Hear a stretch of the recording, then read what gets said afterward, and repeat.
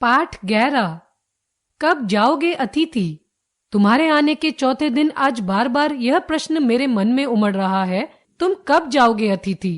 तुम कब घर से निकलोगे मेरे मेहमान। जिस सोफे पर तुम टांग पसारे बैठे हो उसके ठीक सामने एक कैलेंडर लगा है जिसकी फड़फड़ाती तारीखें मैं तुम्हें रोज दिखाकर बदल रहा हूँ। यह मेहमान नवाजी का चौथा दिन है, मगर तुम्हारे जाने की कोई संभावना नजर नहीं आती। लाखों मील लंबी यात्रा करके एस्ट्रोनॉट भी चांद पर इतना नहीं रुके जितना तुम रुके। उन्होंने भी चांद की इतनी मिट्टी नहीं खोदी जितनी तुम मेरी खोद चुके। क्या तुम्हें अपना घर याद नहीं आता। जिस दिन तुम आए थे कहीं अंदर ही अंदर मेरा बटुआ कांप उठा था, फिर भी मैं मुस्कुराता हुआ उठा और तुम्हारे गले मिला। मेरी पत्नी ने तुम्हें सादर नमस्ते की।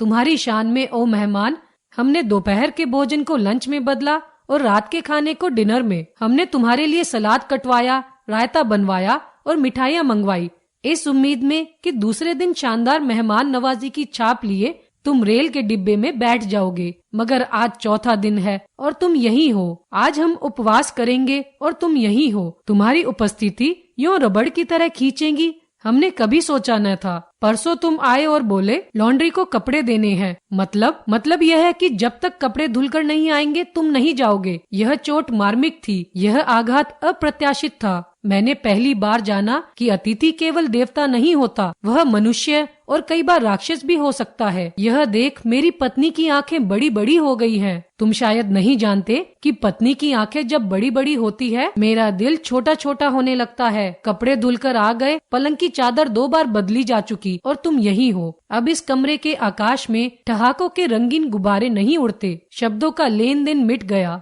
अब करने को कोई चर्चा नहीं रही। परिवार, बच्चे, नौकरी, राजनीति, रिश्तेदारी, पुराने दोस्त, फिल्म, साहित्य, यहाँ तक कि हमारे पुराने किस्सों का भी जिक्र कर लिया। सारे विषय खत्म हो गए। मैं समझ नहीं पा रहा कि तुम कौन सा फेविकॉल लगा कर आए हो। पत्नी पूछती है कब तक रहेंगे। जवाब में मैं कंधे उचका देता हूँ। जब वह प्रश्न पूछती है मैं उत्तर नहीं दे पाता। जब मैं पूछता हूँ वह चुप रह जाती है। तुम्हारा बिस्तर कब गोल होगा अतिथि। मैं जानता हूँ कि तुम्हें मेरे घर में अच्छा लग रहा है। सबको दूसरों के घर में अच्छा लगता है। यदि लोगों का वश चलता तो वे किसी और के घर में ही रहा करते। मगर घर को सुंदर और होम को स्वीट होम इसलिए कहा जाता है कि मेहमान अपने घर वापस लौट जाए। मेरी रातों को अपने खर्राटों से गुंजाने के बाद अब चले जाओ मेरे दोस्त। देखो, शराफत की भी एक सीमा होती है और गेट आउट भी एक वाक्य है जो बोला जा सकता है। यह सच है कि अतिथि होने के नाते तुम देवता हो, मगर देवता का काम है